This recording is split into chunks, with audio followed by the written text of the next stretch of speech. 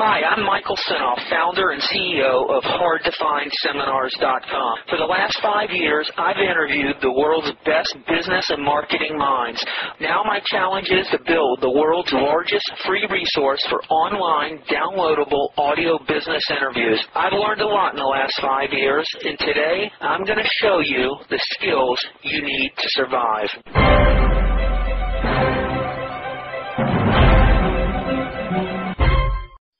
I really believe, Michael, if I can say this, selling is an art form. Art begins on a blank canvas, and then a man or woman takes a medium, charcoal, oil, they paint something that's pleasing to the eye where the person that sees it wants it on their walls and will exchange their money for this art. Well, selling is an art form, but you don't use a paintbrush, you don't use a blank canvas. You're painting images with your words and what you say in the minds of the person listening to you.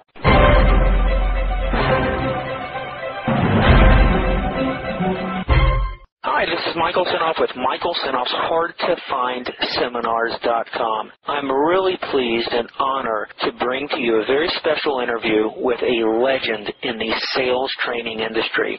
His name is Tom Hopkins. Tom Hopkins is recognized as the world's leading authority on selling techniques and salesmanship. Over 3 million people on 5 continents have attended Tom's high-energy live seminars. Tom's talent of teaching in a creative and entertaining style has brought him a huge following, as well as constant demand for appearances at regional and national conventions each year. Tom Hopkins didn't find success easily. He was born in Burbank, California. He quit college after only 3 months, and at 19 years old, he was married with a baby on the way. He then took a job in construction. It wasn't too long before Tom decided that this was not the way he wanted to spend the rest of his life. So he took a job that he thought was going to be easier, and that was selling real estate. 6 months into his real estate career, Tom's income was only $42 a month. He realized at this point that he was not making any money in sales because he didn't know how to sell. He had discovered that all the top producers in sales had extensive sales training, so he set out to learn everything he could about the profession and how to do professional selling. With the drive he had, the determination, with his back against the wall, and the knowledge, Tom Hopkins was able to build his sales volume to over $14 million within 5 years. In 1976, Tom founded Tom Hopkins International Incorporated, and he since then has dedicated his life and his company to teaching and inspiring others through his seminars, books, audios, and video training programs. Today, over 35,000 corporations and countless professional salespeople through the world utilize his professional sales training materials. So in this interview, you're going to hear me grill Tom Hopkins for an entire 60 minutes. We're also going to field questions from some of the students from HardToFindSeminars.com. There's a lot to cover, and this interview is the kind of interview you need to listen to 3 or 4 times. Every time you do, you'll learn something new that you hadn't during the time previous. So let's get going, and I hope you enjoy. What is selling, and how does it differ from marketing? In my opinion, let's reverse it. Marketing is the plan to get the product to the consumer at a profit. That's the overall plan of marketing. The selling is the going out with the plan and presenting it at the point of sale. Now, of course, it'd be like a great retail outlet. They have their locations, their leases, their products and services, and they advertise and they try to drive people into their locations.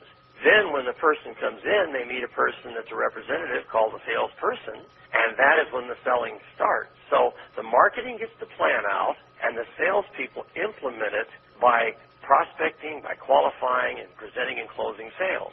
How about negotiating? How would you say selling is different from negotiating? Well, it depends on the product or service. There are some products that the negotiation process plays a major role in the actual presenting of the product. But most salespeople don't really negotiate as much as they do their best to lead the person that should own the product to say yes and take advantage of the opportunity. Were you successful as a salesperson when you first got started?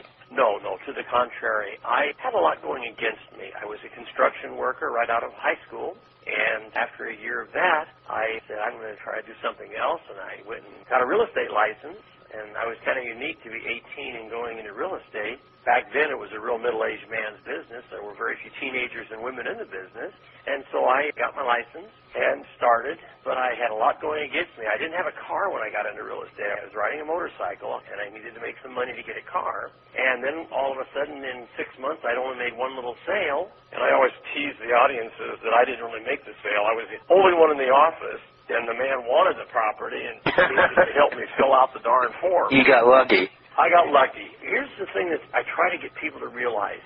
There's some truth in the fact that if you are ready, a teacher can appear. And that teacher, if you become an avid student of their training, can then take you and get you to become a professional. Well, that's kind of what happened to me. I wrote a check for the last $150 I had in the bank, and I went to see a man that many people in sales today don't remember. His title was the Guru of American Selling back in the 60s and 70s. Who was he? J. Douglas Edwards.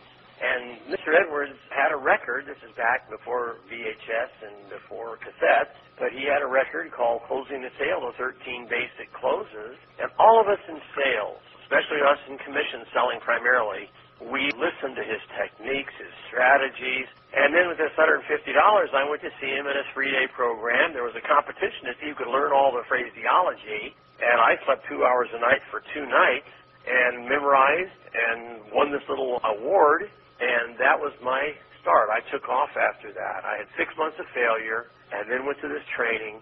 And my boot camp is very, very similar to what Mr. Edwards put me through. I mean, you had to study, you had to compete. It was like a mental going to a boot camp. If anyone listening is aware that it's a tough disciplinary program. And that's kind of what I do with my training. Make people learn the words, say the words, and then, of course, have a better presentation and a better way of handling people. So what was the most difficult part for you as you grew into a professional? What really was tough for you to take on? At first was getting them to really listen and take my advice because, again, I was so young. People would come in the office when I first started, and the first question was, is your father here? And, of course, I then had to convince them I had a real estate license, that I was an agent. And anyone listening to us right now that is very young, let's say anywhere between 19 and 23 or 4, you can do extremely well in sales, but you have to have in-depth knowledge. So you can be young, and they'll like to do business with you because they'll see you're a young, hard-working young person. But if you don't know the answers to their questions, if you can't come across as a professional in your presentation skills, they'll probably look for someone else to do business with. How were you able to hone your skills over the time, other than that one boot camp? I mean, were you a maniac when it came to studying and mastering sales? Well, I was, and I worked very, very hard. That's another thing. I only took 3 days off in my first 3 years in real estate, and those were Christmas days. But I had a commitment. I was going to prove my father wrong. We didn't think I'd amount to anything because I didn't go to college. And so I worked very, very hard. Now, that 3 years of 7 days a week allowed me to build such a momentum and such a nice amount of sales and referrals that the 4th, 5th, 6th, 7th, 8th year, I could put in less time and make more money because I built the foundation. See, some people in business, they don't want to put in a committed amount of time of fanaticism to build the business. And you almost have to. Hi, it's Michael Senoff with HardToFindSeminars.com. Thanks for watching this video. You know, many of my interviews last 30 minutes, 40 minutes, an hour, sometimes even up to 2.5 hours long. They're actual mini-seminars, and you've just listened to a short sample of just one of over 117 hours of exciting, hard-hitting, mind-blowing interviews on how to make money in direct mail, advertising, copywriting. I assure you, there is not a resource anywhere on the internet or on the planet that comes close to the free information I provide at HardToFindSeminars.com. So go right now to HardToFindSeminars.com and you'll have free access to 117 hours of audio interviews with typed word-for-word downloadable transcripts and downloadable MP3 files. Please browse some more of the videos or go right directly to HardToFindSeminars.com. Thanks for watching.